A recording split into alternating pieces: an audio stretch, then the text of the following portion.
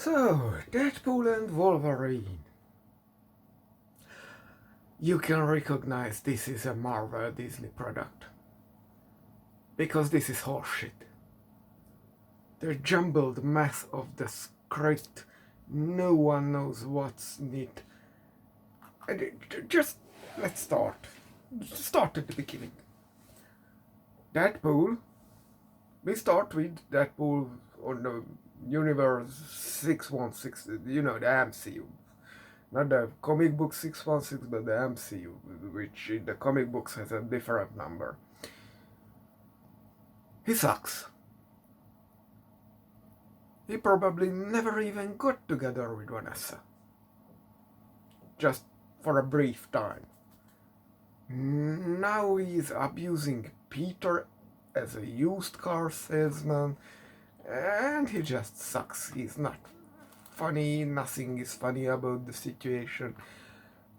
Either way, this lasts like almost 20 minutes. I mean, okay, not there is at the beginning because everything has to start in the middle. There is like 5 minutes of Deadpool fighting some TNA agent or something like that. We will get to that either way. So, we started the movie in the sacred timeline. But then we are not on the sacred timeline anymore because the TNA shows up and the movie itself tells this is universe whatever. So this is an alternate version with spin-off from the sacred timeline in the very recent past. So the TNA shows up and says that how about doing some work for us or one another, and either way your universe is dying because Wolverine is just dead. So I guess his Wolverine was the Logan timeline, so the MCU's canonical timeline comes from the Logan timeline. But it's a hodgepodge of ideas because we will get to that. So he goes through various, steals some universe hopping device from the TNA agent, and looks for replacement Wolverine. Now the replacement Wolverines are, too wide most of the time and instantly attacks him, and the Witcher guy is playing one version and he just says no, sure, why not, who cares, Henry Cavill. And the Wolverine he picks up was supposed to have short clothes, this long. But now we instantly forgot about this plot point. In the next scene, he just has the normal clothes. And this is what I want to... This Wolverine has memories from both the First Class timeline and the Logan timeline and the original trilogy timeline, and even from the, the Wolverine and Origin Wolverine. Great. Now we get a bunch of minutes Wolverine and Deadpool fighting because fan service, obviously which achieve nothing because two regenerating characters fighting each other will achieve absolutely nothing. Then comes like the only one good joke in the whole thing. There's a Chris Hemsworth and he's playing Johnny Storm from the Fantastic Four duology, and Deadpool was, oh, Captain America, and he's not Captain America. From here they meet people in the pit who for some reason are doing Mad Max cosplay. Could be worse. Anyway, it seems that Ant-Man is dead. If there will be no more Ant-Man movies after Quantumania, then this is the last Ant-Man movie. So we meet with a bunch of cameo characters, and amongst and there is this, the head honcho here is Bald Woman. She is claimed to be sister of Charles Xavier. If she says so, who am I to judge? And she's intangible like Vision and has telekinetic powers, and if she touches you, then she also has telepathic powers. She can only read your mind, not change it. If that matters, because obviously she dies. This is an MCU movie. They jerk themselves off for a while, then go to the desert again, and they meet what they call movie calls Nice Pool, who is a Deadpool variant, and he says there are a bunch of Deadpool variants elsewhere, and this is where we enter the goat meme of Thor, Love and Thunder. This is the ugly Chihuahua meme. Why? Why are we doing this? But they go in a car for a while, and they are, Deadpool and Wolverine again fighting, because that was funny for the first time. We arrive at the end of the first hour, what is practically the middle of the movie, and we meet Elektra, who doesn't give a shit to Daredevil. Why? Because that works? No. And Wesley Snipes comes in as Blade, and the X-23 also comes in. The movie obviously refers to it as X-23, but she is not X-23. Maybe in the comics, but in the movie, X-23 wasn't using just one subject, but a bunch of subjects. So she's the 23rd patient of the Project X-23. So her proper mutant name is X-2323. And I will die on this hill. I'm ready to die on this hill. So they masturbate along again, and they decide to and there is Gambit.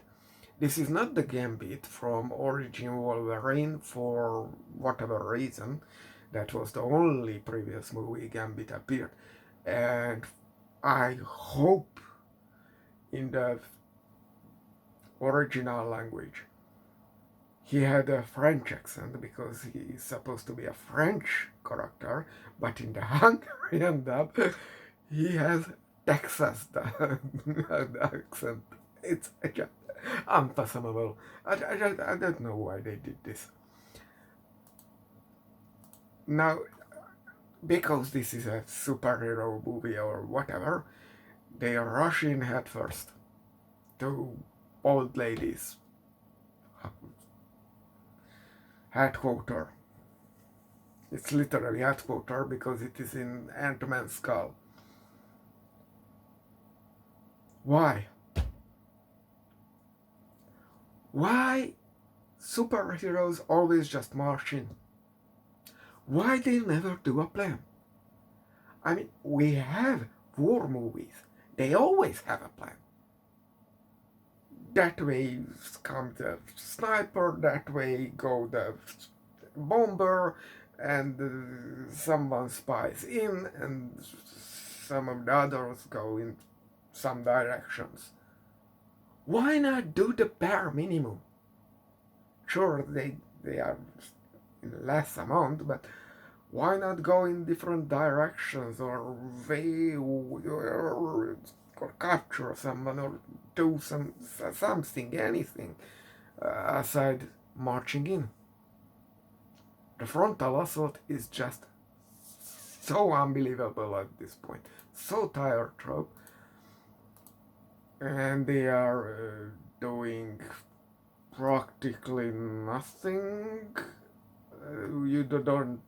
But in the end, X-23 manages to uh, cut off Juggernaut's head and brings the helmet to Deadpool and Wolverine, who are before Bald Chick.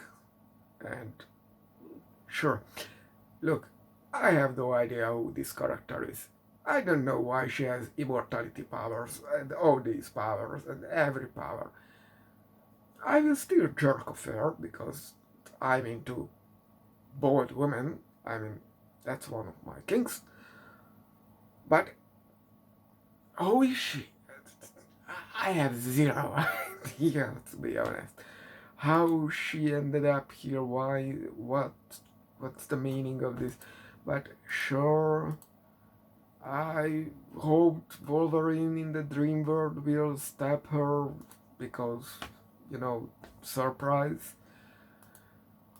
Anyway, they managed to. Oh, and they take Juggernaut's helmet in the hand and not put it up. Juggernaut's helmet is like Magneto's helmet, it blocks out psychic attacks. For some reason, in this version, it it it doesn't even let out psychic attacks. No idea.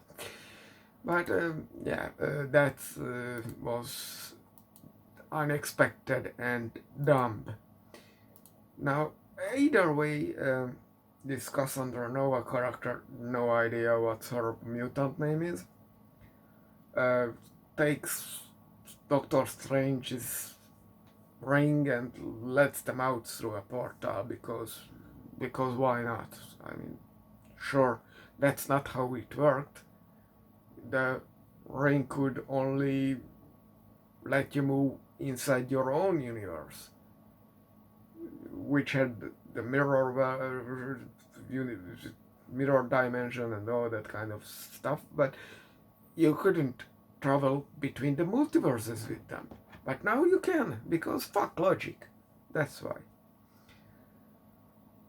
So, anyway, they waste our time a bit with Peter selling car. Very boring and not funny. And then this bold woman shows up, and then a bunch of Deadpool shows up because obviously we needed a bunch of Deadpool showing up. And this would be an excuse to attach the Marvel zombies to the Marvel universe. If Deadpool, which is just a rotting head of Deadpool, but I looked it up in the net because why not, and it turns out it is from the Marvel Zombies universe. But does Deadpool show up in the Marvel Zombies series? No. If they make more episodes for that installment, please put Deadpool in it. I don't care. Just levitate it through the screen in one shot. That's enough for me. So then that would be cool. Either way, what comes here is the obvious immortal characters are fighting immortal characters. Very boring at this point. Third time happens in the same movie. We are around the last 15 minutes at this point, and Peter walks in, and so scene ends because we have no other idea how to finish the scene. And turns out that the TNA has a rogue division which, sure, led by this Paradox guy. I thought he was mentioned in the Loki series, but apparently not. And they built a device that can destroy the whole of the multiverse and only leaves the pit dimension. Because why not? Well, you feel the plot convenience. So, bold lady sticks her hand into this device and everybody is standing on it. So Deadpool walks in. You know, the whole point, if you remember at the beginning of the movie, was to get a Wolverine for Deadpool's old branch universe, so that doesn't die. For that's out of the window. To both plot point. One, this Deadpool is somehow again the MCU Deadpool. He wasn't, but somehow he is again. Don't know what happens with the proper MCU Deadpool. Anyway, the other reason was to get a Wolverine from one dying branch to Deadpool's branch. Because we need the X-Men universe or something. Sounds like a spin-off building, but okay. So there is this device and you have to go in and play Samson, you know, the guy who broke water from a donkey Joe, amongst other things, you know, a couple of mass murder was on his bill too, but anyway. So we need Wolverine for some reason, but when the actor dies, you know, like age 90 or 123 or whatever, what then? Either way, so they are debating who go in and play Samson. Didn't we? The whole point of the movie wasn't that we need a Wolverine alive so we see X-Men for the MCU? Let's say it like that. So, yeah, they forgot about that entirely. So Deadpool goes in anyway and grabs one of the pole, but of course does not reach the other pole because he is stupid. So, because if you open the tube on that side and on that side, and then you can grab both the cables, but no, he's just stupid that way. So Wolverine pops in because now he has teleportation powers or something. I don't know. I don't care at this point.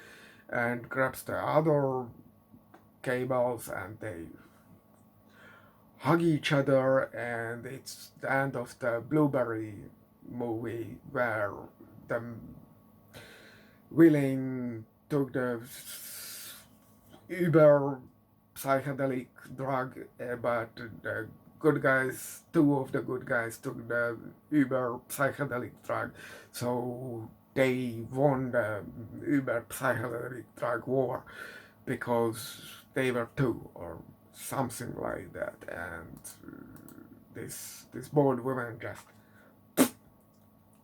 sprays all over. That wasn't really exciting, and this effect, why was that there? Why was that necessary? Whose directorial decision was this? I have no idea, but it looked terrible.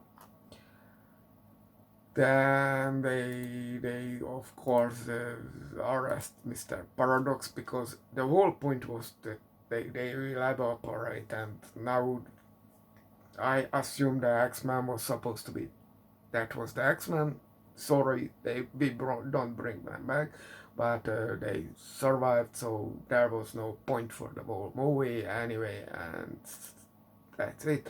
So they go and do a reunion in some flat, and they are eating, like, like at the end of the Avengers, because that was so fun or something, and some characters pop up, like who was the Mojo Word character who died in Deadpool 2? Somehow I guess he was cheap enough to hire, and Yukio shows up because I wouldn't complain for Yukio, Loki can make everything better, more happy ender, but with Mojo World guy showing up and Dopinder showing up, it's just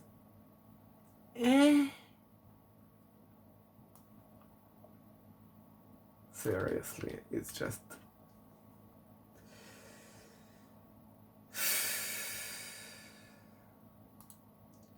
then we get a montage from the X-Men movies and Fantastic Four movies. We don't get montage with Ben Affleck or anything like that.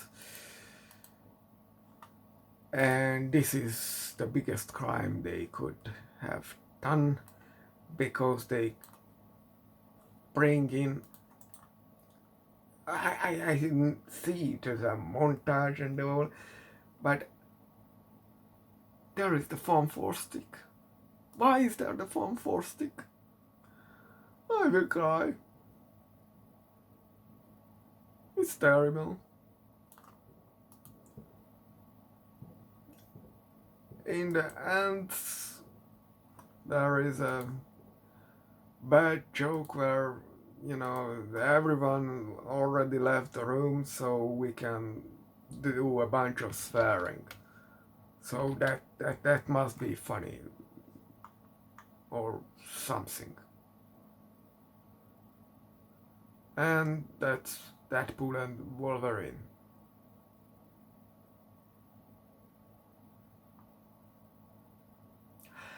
If you like Gambit, the character, I guess you could watch that portion, like from 1 hour, 6 minutes, and don't know, maybe 20 minutes long, the whole sequence. You would probably like that because of Gambit. But otherwise, let's say it that way, I would not want this on DVD. Not even want to own it on digital streaming. And if I'm entirely honest, I don't want to watch this again.